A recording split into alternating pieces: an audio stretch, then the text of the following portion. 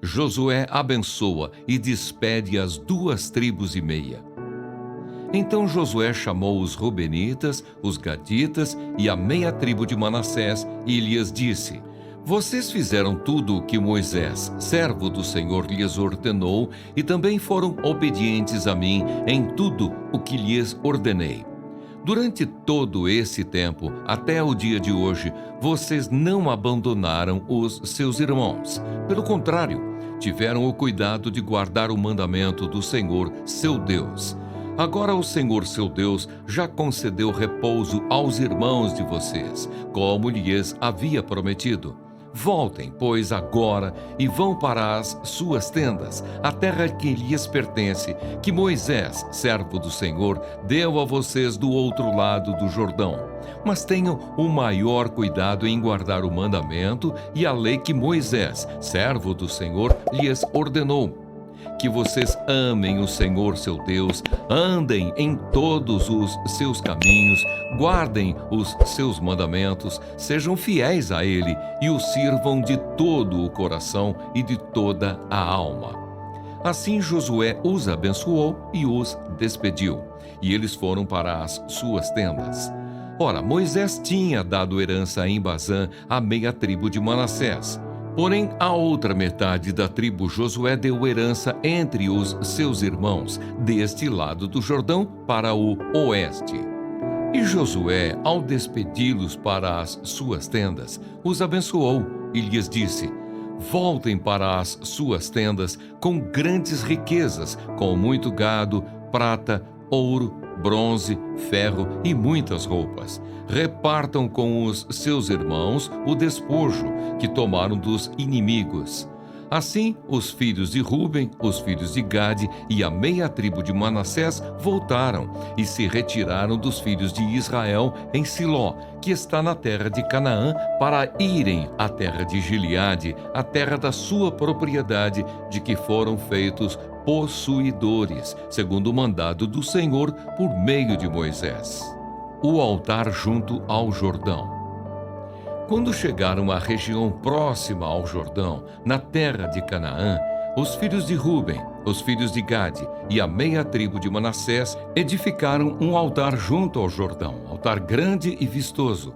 Os filhos de Israel ouviram dizer: Eis que os filhos de Ruben, os filhos de Gade e a meia tribo de Manassés edificaram um altar diante da terra de Canaã, perto do Jordão, do lado dos filhos de Israel.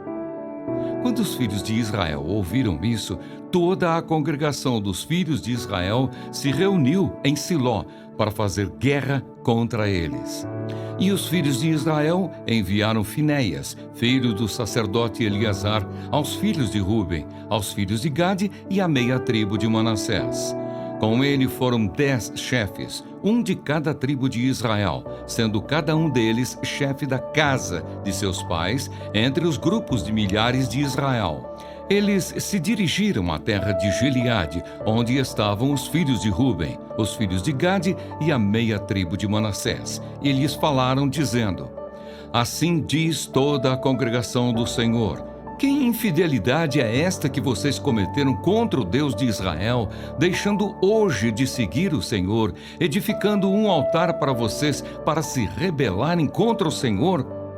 Será que não nos bastou a iniquidade de Peor, de que até hoje ainda não nos purificamos, apesar de ter vindo uma praga sobre a congregação do Senhor, para que hoje vocês deixem de seguir o Senhor? Se hoje vocês se rebelam contra o Senhor, amanhã ele ficará irado com toda a congregação de Israel.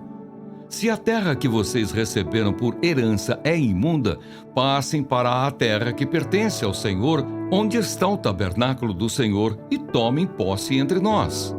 Porém, não se rebelem contra o Senhor, nem se rebelem contra nós, edificando para vocês um altar que não é um altar do Senhor, nosso Deus. Não cometeu Acã, filho de Zera, infidelidade no que diz respeito às coisas condenadas? E não veio ira sobre toda a congregação de Israel? Pois aquele homem não morreu sozinho na sua iniquidade. Então os filhos de Ruben, os filhos de Gade e a meia tribo de Manassés responderam aos cabeças dos grupos de milhares de Israel: O poderoso Deus, o Senhor, o poderoso Deus, o Senhor, Ele sabe, e Israel mesmo o saberá, se foi em rebeldia ou por infidelidade contra o Senhor que fizemos isso. Não nos poupem a vida no dia de hoje. Se edificamos um altar para deixarmos de seguir o Senhor, ou para sobre ele oferecermos holocausto e ofertas de cereais, ou sobre ele fazermos oferta pacífica, que o Senhor mesmo nos responsabilize por isso. Pelo contrário, fizemos isso por causa da seguinte preocupação: amanhã talvez os filhos de vocês dirão aos nossos filhos: O que é que vocês têm a ver com o Senhor, o Deus de Israel? Porque o Senhor pôs o Jordão por limite entre nós e vocês, ó filhos de Ruben e filhos de Gade. Vocês não têm nada a ver com o Senhor. E assim, bem poderiam os filhos de vocês afastar os nossos filhos do temor do Senhor. Por isso dissemos: Vamos edificar um altar, não para holocausto nem para sacrifício, mas para que entre nós e vocês e entre as nossas gerações, depois de nós, nos sirva de testemunho e possamos servir o Senhor na presença dEle, com os nossos holocaustos, os nossos sacrifícios e as nossas ofertas pacíficas. E também para que no futuro os filhos de vocês não digam aos nossos filhos: Vocês não têm nada a ver com o Senhor. Por isso dissemos: se no futuro disserem algo assim a nós ou aos nossos descendentes, responderemos: Vejam o modelo do altar do Senhor que os nossos pais fizeram, não para holocausto, nem para sacrifício, mas para testemunho entre nós e vocês. Longe de nós a intenção de nos rebelarmos contra o Senhor e deixarmos hoje de seguir o Senhor, edificando um altar para holocausto, oferta de cereais ou sacrifício. Altar que não é o altar do Senhor nosso Deus, que está diante do seu tabernáculo. Quando o sacerdote Finéias, os chefes da congregação e os cabeças dos grupos de milhares de Israel que estavam com ele ouviram as palavras que disseram os filhos de Ruben, os filhos de Gade e os filhos de Manassés, deram-se por satisfeitos.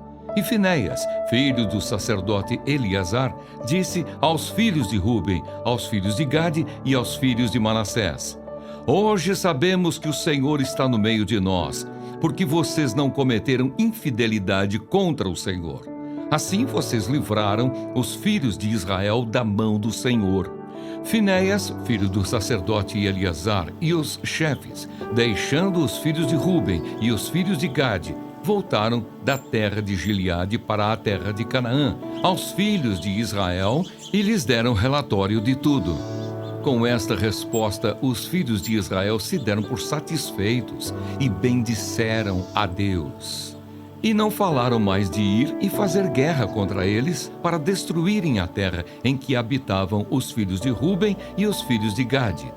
Os filhos de Ruben e os filhos de Gade chamaram o altar de testemunho, porque disseram: É um testemunho entre nós de que o Senhor é Deus. Terceira fala de Eliú. Eliú disse ainda: Você acha que é justo dizer: A minha justiça é maior do que a de Deus? Por que você diz: De que me serviria ela? Que proveito tenho se eu não pecar? Eu darei a resposta a você e aos seus amigos também. Olhe para o céu e veja, contemple as altas nuvens acima de você. A sua impiedade só pode fazer mal ao homem.